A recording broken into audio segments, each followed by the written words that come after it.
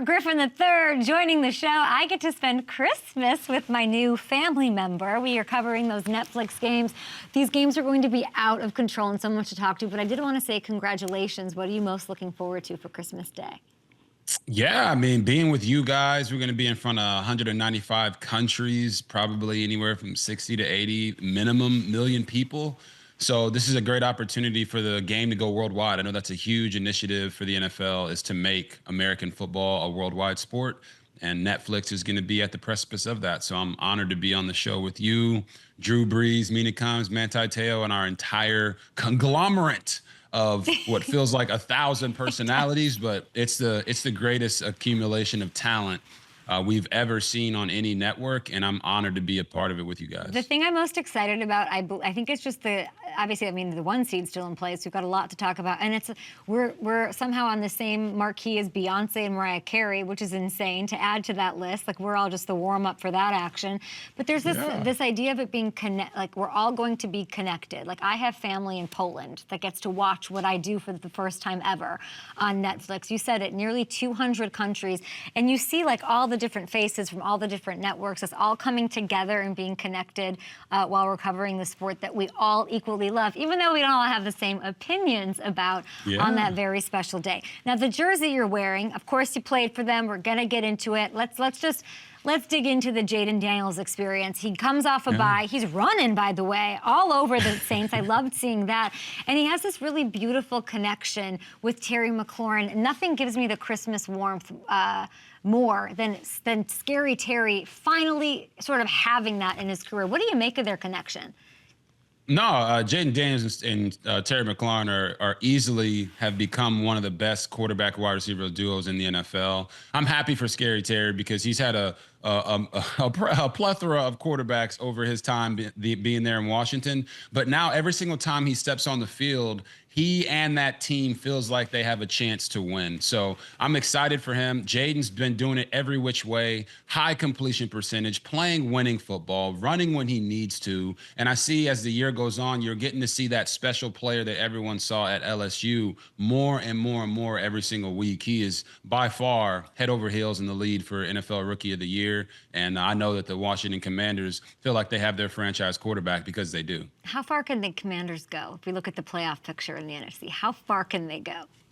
Yeah, I mean, if they get in, you know, anything is possible. And when you have a guy like Jayden Daniels, who was the most explosive passer and runner in all of college football last year and a Heisman Trophy winner, when you put him behind a reworked offensive line and have the weapons that they have around them, I think the thing that's being a little bit not talked about is how well their defense is playing. You know, they're not having to outscore people 48-42 like the Buffalo Bills are. They're going out there and they're winning close games because their quarterback is playing at a high level and he's raising the level of everyone else around him. So to answer your question, yeah, I think the Washington Commanders could make a deep playoff run if they get in. Have you talked to Jayden? Do you guys have any sort of relationship? What is that smile? No, I have a relationship with Jayden, and you know, I'm honored to mentor him. But you know, at this point in the season, with everything that was going on, you know, they had a couple games there where they lost some games that everyone anticipated they would win, and then there's the whole Cliff Kingsbury thing. For me, it's the advice I gave him going in was just be himself. He doesn't have to be anyone else. You know, it's our job to talk about how great he is. It's our job to talk about what he brings to the table. All he has to do is go earn the respect of the guys in the locker room. He's done just that. And I think he's just done an amazing job not trying to be Superman all the time. You know, I think that was something that I struggled with when I got into the NFL, of always wanting to make that top play. He's willing to go through his progressions, slide. I saw him slide this past week, which I know everybody was excited about, and protecting himself and throwing the check down when you have to. He's playing the game at a very cerebral level, and playing the way that you want it to be played and running when he has to. And he's got some resilience to him. Like, he doesn't let it linger with him, because there was this lull and now they're out of it. What's the one thing you sort of saw that got them out of the lull? Well, it was something I saw early in the year. And as you know, when you're putting those deposits in the bank, right, it's about building that foundation, because that's usually what you fall back on. But they had a game early in the year where he was playing well, but they were getting blown out. I think it was their second or third game of the season, and he had a rushing touchdown. I think it was his first or second rushing touchdown of his career, but they were losing by 2 scores. And everyone wanted to celebrate with him, give him high fives and do the dances, and he wanted nothing to do with it. And I talked to him after that game, and the point that he was trying to make was it's about winning. It's not about the stats. It's not about the NFL Rookie of the Week awards. It's not about the personal accolades. It's about creating an expectation of winning. I think that moment really showed the rest of the team, like, oh, this guy's not here to play around. He's not here to get the commercials or to get that extra bread. He's here to win and establish in Washington that winning is the expectation. And I think that's what helped them get through that lull. A lot of times it's what you do weeks and months and years ahead of time that shows up for you in those crucial moments, and it's showing up for him right now. If they get in, and I mean, let's just say they get in, who would you rather them face? Lions or Eagles?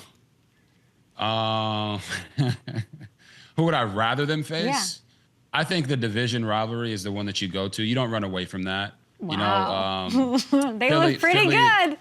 No, Philly looks great, and I love what Jalen Hurts was able to do this past week. I think the Eagles are finally realizing like what their identity is and accepting that. And we can talk about that if you want to, but I think you want to get Philly in that situation. You don't want to run away from the division rival, but to kind of expand on that.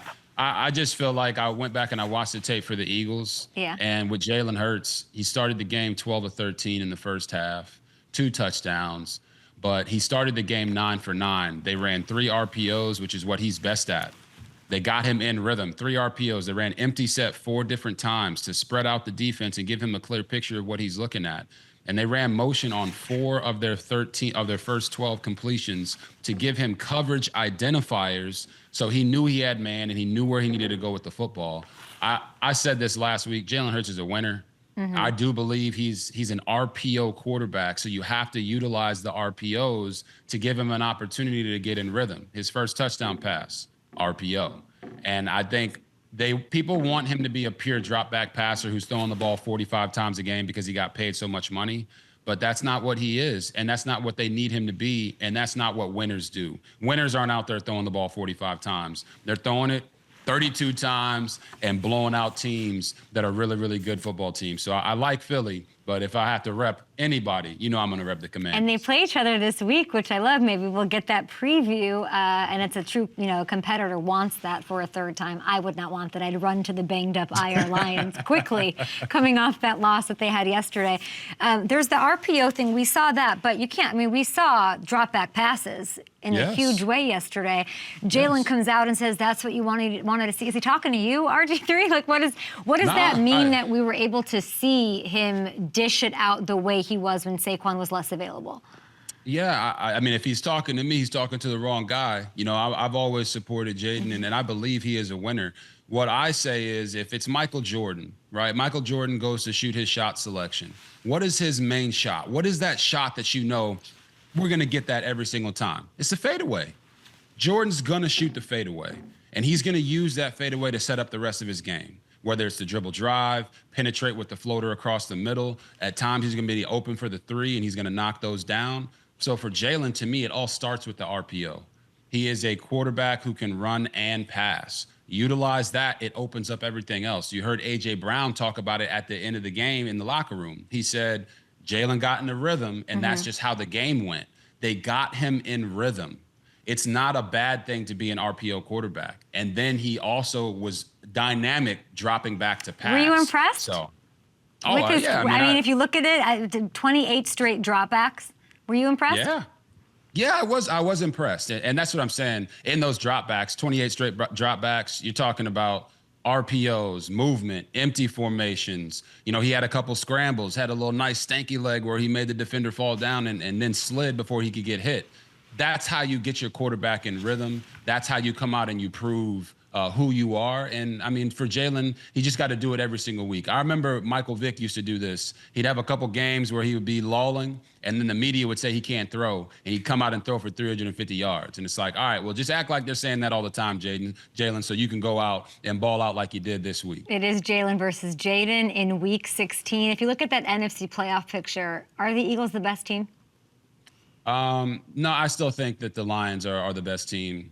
I think they're the best team in the NFC. I think you can't say any other team right now is better than the Bills. They had a wake-up call a week ago against the Rams, but for them to come out there and play the way that they did, with the way that Josh Allen is playing, the Bills are the best team in the NFL. But I think the Lions are still the best team, even though they are banged up on the defensive side of the ball.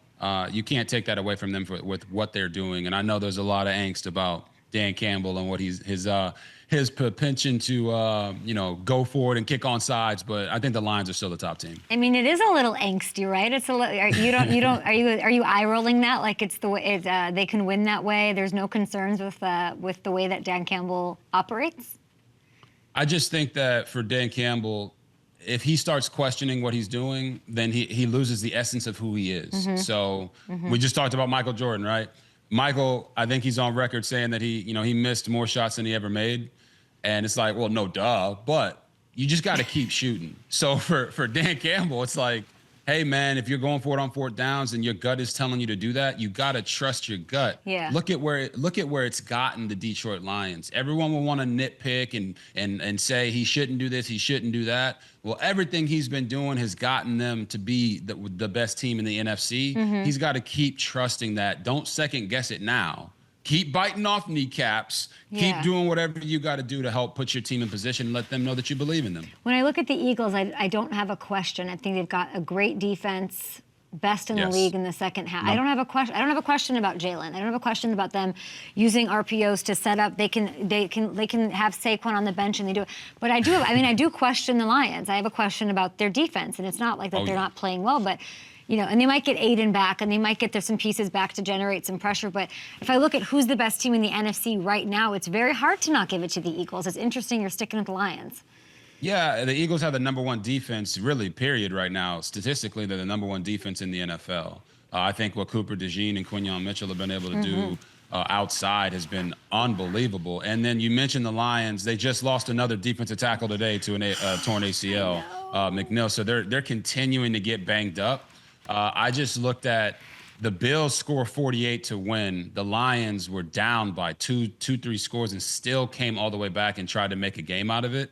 So I just trust Jared Goff. And I know that's like, really? Yeah, I trust Jared Goff. I think he threw 5 interceptions in a game and they still won. Like, never count the Lions out. What Amon-Ra St. Brown and those running backs are able to do offensively. I think they can score with people, but they're going to have to figure it out on the defensive side of the ball because it feels like half their starters are on IR right now. Yeah, Lions get the Bears in Week 16. What you're saying about Goff is right. Nearly 500 yards, 5 touchdowns from Goff yesterday. Amazing.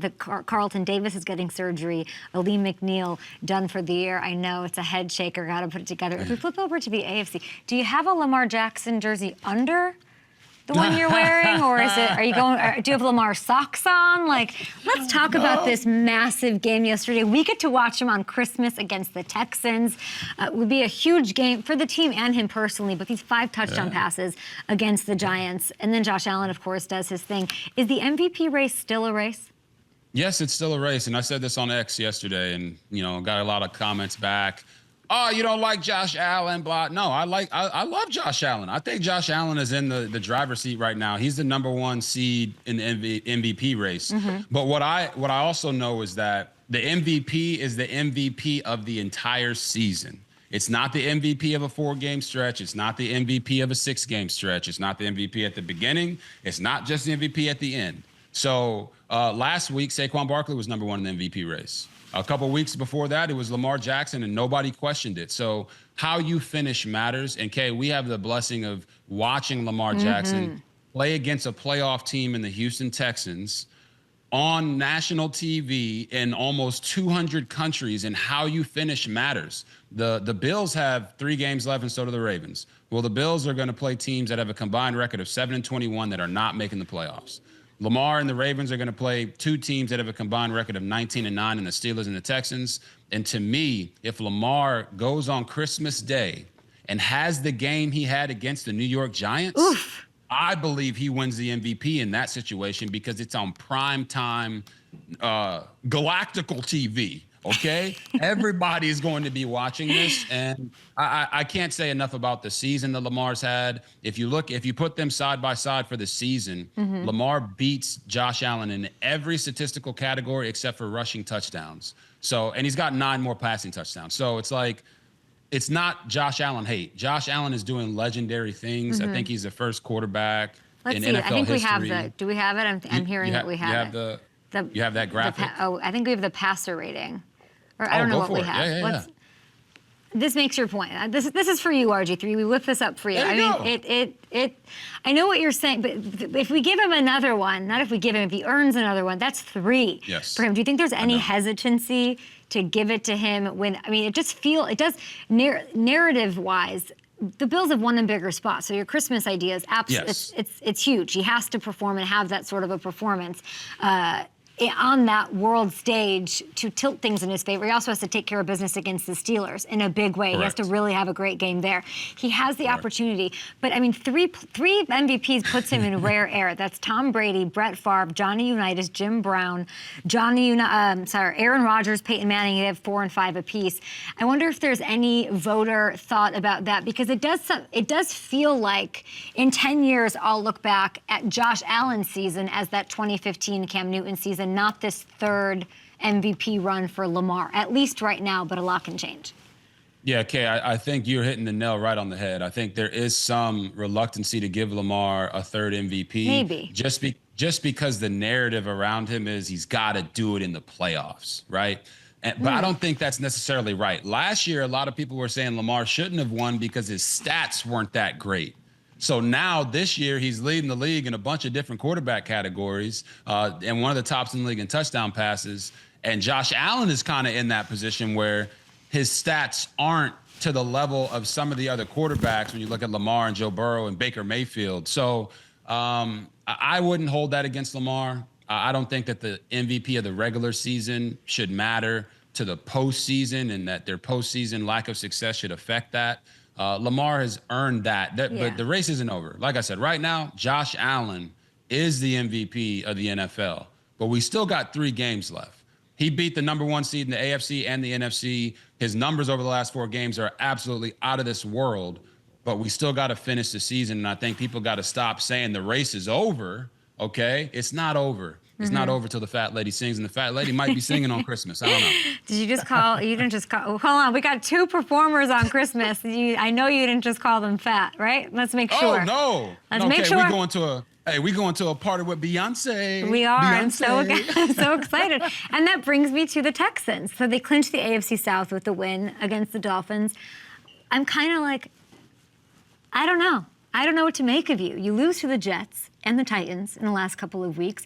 You've got the Ravens and Beyonce right now. Who are the Texans? Who are the Texans? I think the Texans are a team that had extreme expectations this year. And because they have not gone out and CJ Stroud doesn't have 35 touchdown passes, I think they've underperformed, but I still think they're a dangerous team. You see Nico Collins back out there, Tank Dell getting back into the swing of things. I think CJ is starting to feel a little bit better. Last year, I called him a dot specialist because everything he throws just looks easy, you know? And I feel like his decision-making is getting back on par. I think defense is caught up to the Texans, and they're having to work through how do we continue to attack and play at a high level. So I just think when you have extreme expectations, look at the Bears this year. Everyone's saying, oh, they're going to make it to the playoffs. Some people picked them to win the Super Bowl, and now they're not even close to the playoffs. So it feels like the sky is falling and people are getting fired. So the Texans had extreme expectations, and they haven't quite reached that, but they're still division champs. They're still going to the playoffs. And it's not how you play early, it's how you play late. If they can beat the Ravens on Christmas Day, not only does it end Lamar Jackson's MVP race, it also makes people more confident in them going into the playoffs and their own boosted confidence in their locker room. So I live in Houston, so I get to hear people talk about them every day. They're excited down here about the Houston Texans, even though the season hasn't been as smooth as they wanted. Beautiful game by C.J. Stroud yesterday. They have to get through the Chiefs on the road at Arrowhead on Saturday. We don't know if Patrick Mahomes suiting up for that one. They've got a decision to make as the 1 seed is still in play. I'm looking at FanDuel Sportsbook right now. 4th best odds to win the AFC the Texans have. They're tied with the Steelers right now. Better chance to win the AFC, Steelers or Texans? Ooh, to win the AFC. I mean, the Steelers still got to win their own division, you know, with the Ravens being in there. But I would say the Steelers right now. They look stronger. You hope everything's okay with T.J. Watt, but the Steelers I'd pick over the Texans. What happened to them yesterday, those Steelers? Yeah, I really think they're missing George Pickens, and it seems obvious. He's but that good? He means that much? I don't think people aren't talking about it. Like, what is Russell Wilson's strongest attribute? The moon ball, right? The deep ball down the field. And George Pickens and him, since he's taken over as a starter this year, have been out of this world. So I've been weird. It's been weird for me to not see people talking about that as much. It's just like, oh, well, they just shut him down. It's like, well, what happened to the 49ers when they didn't have Christian McCaffrey and Trent Williams and Debo was a little banged up? Like, but that's three people, 3 all-pro, generational almost players. George Pickens, so if you know, by the way, Mina will come on in a minute. Mina was all over the fact that George Pickens is that important. Aqib Talib, Super Bowl champion, came and said it's Justin Jamar, and then George Pickens is the 3rd best receiver. But I want to feel. By the way, him being ruled out so early in the week, I hated because that sort of means it's a little more serious. Can they win without him? I mean, they had 160 something yards of offense yesterday. It's a no. Yes. They can win without him, but let me break it down to you from a quarterback's perspective and an offense perspective. When you don't have your number 1 receiver, and he's also your number 1 deep threat, and he's also the guy that the defense has to key in on, they can now leave your outside receivers and your slot guys in one-on-one matchups and load the box. Because the Steelers still are a run-first team. So now it hurts Russell Wilson throwing the ball down the field. It hurts the box count when you're trying to run the ball with Najee Harris and Jalen Warren. It puts more pressure on the offensive line. And I think that's what you saw in this past game against Philly. They just couldn't push the ball down the field, and they couldn't find running lanes. You add George Pickens to the mix, it changes all of that. Defensive coordinators hate nothing more than a quarterback running and you hitting a deep ball on their DBs. They hate those 2 things. They will survive through everything else. And right now, the Steelers just don't have that deep threat, the confidence to allow Russell to go back and play like he did when he was in Seattle. They've got the Ravens. What a Week 16 upon us as we continue to unpack Week 15 and the playoff picture. Guys, listen to Mr. Robert Griffin III on Out of Pocket with RG3. You're not going anywhere. We're going to say hi to Mina. I got Heisman questions. I wanted to ask you about the Heisman. I'm not a college football follower. I see the highlights. You were at the ceremony. I saw that. You've got your trophy. I see behind you, which I love. I feel like I just follow you, and I say, you liked everybody. You were very like, I don't care who wins, eeny, meeny, miny, mo. Did they get it right? Yeah, they got it right. And what I would say is, I've said this many times, every guy that was there was worthy of winning. Every guy that was there was worthy of being there. Could there have been other guys there? Yeah, Shadur Sanders could have been there. Cam Scadaboo could have been there from Arizona State. Bryson Daly from Army could have been there. But at the end of the day, what it seemed like to me was that the voters preferred Travis Hunter and what he did on both sides of the ball. Aston Genty, I had a car ride back, a Sprinter van ride back with Aston Genty after the award. Him, his girlfriend, I think girlfriend or fiance, his family, mom and dad, and we were in there talking about the situation. And yes, there's a feeling that Aston Genty should have won. People believe that. He certainly believes that. And he's about to break Barry Sanders' record. Like, there's so much of that you can say, boom, this guy should have won it. But the fact is that Travis Hunter was in the race this year, playing both sides of the ball, making an impact at corner with 4 interceptions and also at receiver with over 1,000 yards receiving. And we've never seen anything like that before. So I do believe Travis Hunter was the right guy to win the award, but I can understand any argument for Aston Genty being the one. What team do we want? Let's say I make the rules. Robert gets to pick where Travis goes. I want to know the team, and I want to know what position. Okay. If I could pick, it would be, this is a fantasy world, okay? wherever Shedeur Sanders goes. Okay? Because I believe that Travis Hunter and Shedeur Sanders get the best out of each other. Okay. Now, I don't think that's going to happen because I believe Shedeur is going to be the first pick in the draft. So now in the real world, it's the New England Patriots. The reason it's the New England Patriots is because, who do you want? I don't know anything. I just didn't think you were going to say Patriots, but go ahead. Explain. No. Patriots had the third pick in the draft. Yes. I believe the first 2 picks will be quarterbacks. The Raiders need a QB. The Giants need a QB. All right, so if it plays out the way it is right now, the Patriots would be the 3rd pick. You got Drake May there. Him and Christian Gonzalez is very cute. I like that. And I love the point you're making there because I sat down with Travis Hunter for Out of Pocket with RG3. Me and my wife, we interviewed him, had a great conversation. And the conclusion to the conversation was he needs to play both ways at the NFL level. Wow. He needs to because it helps him be the best player he can be. He feeds off of playing both sides of the ball. It would be like taking a pastry chef who is a master at beignets. Okay, it's a French donut, a New Orleans delicacy.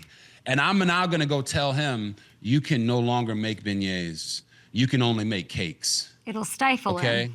It'll stifle him. So I believe Travis Hunter playing receiver and playing DB full-time in the NFL is going to help him be the best player he can be. It's all he knows. What a bright spot for the Patriots. If you can get that help on defense with another great corner, somebody who's unheralded, I think still, Christian Gonzalez.